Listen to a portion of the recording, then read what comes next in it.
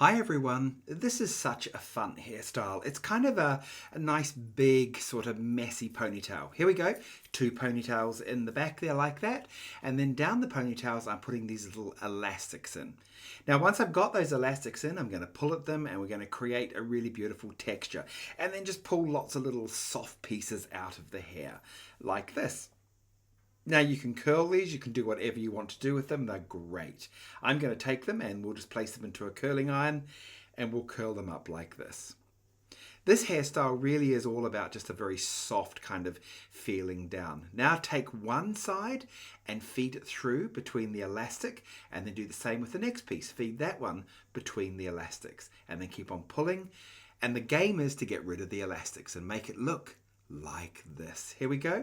This is just a really beautiful, big, messy ponytail down. I hope you enjoyed it.